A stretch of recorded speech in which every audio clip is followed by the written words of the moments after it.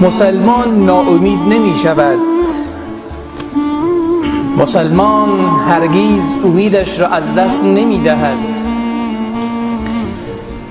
چرا که خدای مسلمان برای مسلمان فرمان داده که تو ناامید مشو، گشایش به دست من خداست. من دروازه ها رو باز می کنم، گشایش به در رحمت و دریچه رحمت از سوی من به طرف تو باز می شود. تو مسلمانی، تو مؤمنی. ناامیدی با مسلمان همخوانی ندارد. ما نباید ناامید باشیم، امید داشته باشیم به لطف و عنایت پروردگار ما. اینجا الله برای ما امید میدهد. ای مسلمان، امید داشته باش به پروردگار خود، امید داشته باش به خدایی که به اون نیاز داری. من یقین دارم که در چنین شرایط سخت غیر از دامن خدا، غیر از که انسان دامن خدا را بگیرد و در بزنه دروازه خدا را، خدای آمدم بنده خدا رو به آغوش رحمت میگیری یا نمیگیری؟ خدایا با امید آمدم. ای اللهی که در درون قلب من مرکز ایمان هست، با امید آمدم مهمان خانه تو شدم. ای الله، خدا میگه ای بنده من ناامید نشو. خدا جواد مطلق هست، خدا بخشنده مطلق هست، خدا با کرم مطلق هست، خدا ارحم الراحمین هست. وقت مادر نگذار فرزندش درد بکشه و رنج بکشه و علم داشته باشد، خدا از مادر خیلی مهربان تر است. ارحم الراحمین پروردگار عالم، جواد مطلق پروردگار عالم. اگر روزی دیدی خدا نعمتی از نعمتهایت را گرفته، یقین کن که برایت نعمت بالاتری میدهد. تو امید داشته باش به ذات پروردگار عالم. خدا بندگان خود را رها نمی کند. امید داشته باش، قلب خود را روشن بگیر، بگو بعد از این تاریکی روشنی می آید.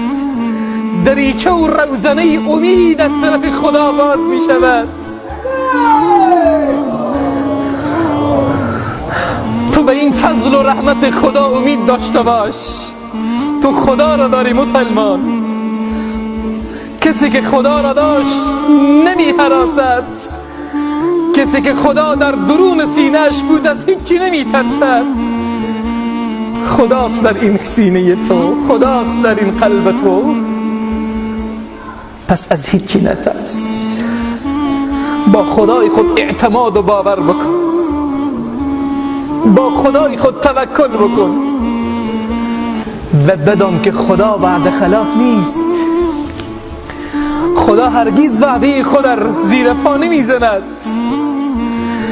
تو دامن خدا را بگیر، خدا تو را رها نمی کند.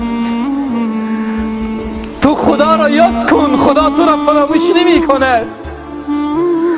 تو دروازه خدا را بزن، خدا درها را بسته نمی کند. تو باور به خدا داشته باش، خدا باور تو را، امید تو را ناامید نمی کند. تو چنگ بر اسمان خدا بزن، خدا رحمتش را از تو نمی گیرد. این وعده پروردگار مهربان توست. خدا جواد مطلق هست، دوست نداره از الله ناامید بشی. خدا میگه انه لا ییأس من روح الله الا القوم الکافرون. از خدا ناامید نمیشوند مگر قوم کافر. اونها از خدا ناامید میشوند. تو که مسلمان هستی، تو از کی ناامید میشی؟ در هنگام سختی ها مؤمن امید به گشایش پروردگار عالم دارد. فإن مع العسر یسرا، این مع العسر یسرا، یقینا همراه سختی ها آسانی ها می آید، گشایش می آید.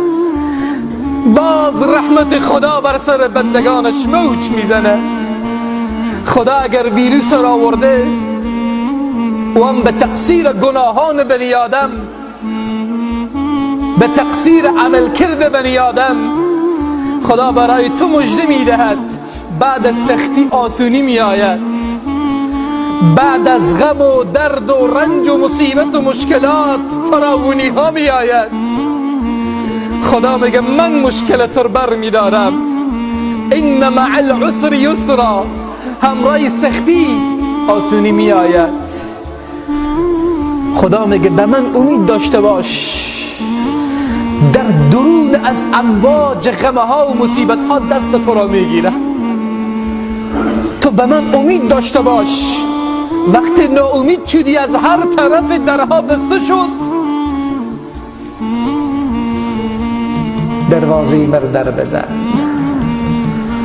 من دروازه خود را نمیبندم، باز هست و دست تو را میگیرم. من میگیرم. خدا، مسلمان که خدا را دارد از هیچ کس نمیترسد، نمیهراسد. با خدای خود راز و نیاز بکن. خدا ناز بندگان خود را به زمین نمیزند. ناز بکن. اگر یک فرزند پیش مادر ناز کند، پدر و مادر ناز فرزند را میپذیرند، او را با آغوش میگیرند. تو اگر به خدا ناز بکنی، خدا تو را رها نمی کند. تو اگر از درون قلب، از درون سینه خدا را بخوانی، خدا تو را رها نمی کند. خدا خیلی دوست داره بندش ناز کنه با پروردگار. یالا چه مصیبت ها می آید. ولقد ارسلنا الی امم من قبلک. خدا میگه من پیامبران را فرستادم به امتهای پیشین.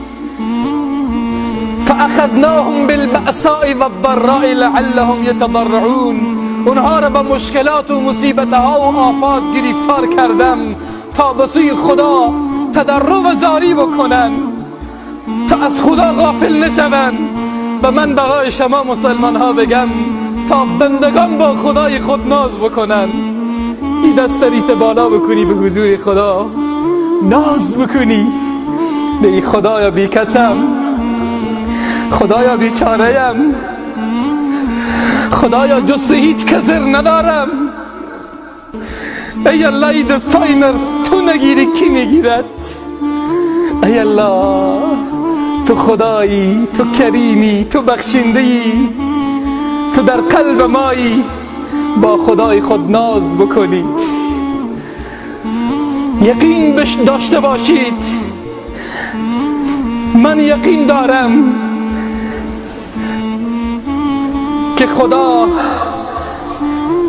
ناز ما و تو را میخرد. مسلمان ها وحشت نیفتید، مسلمان ها به هراس نباشید. خدا را شما دارید. این قلب شما محبت خدا و عشق خداست. از چی میترسید؟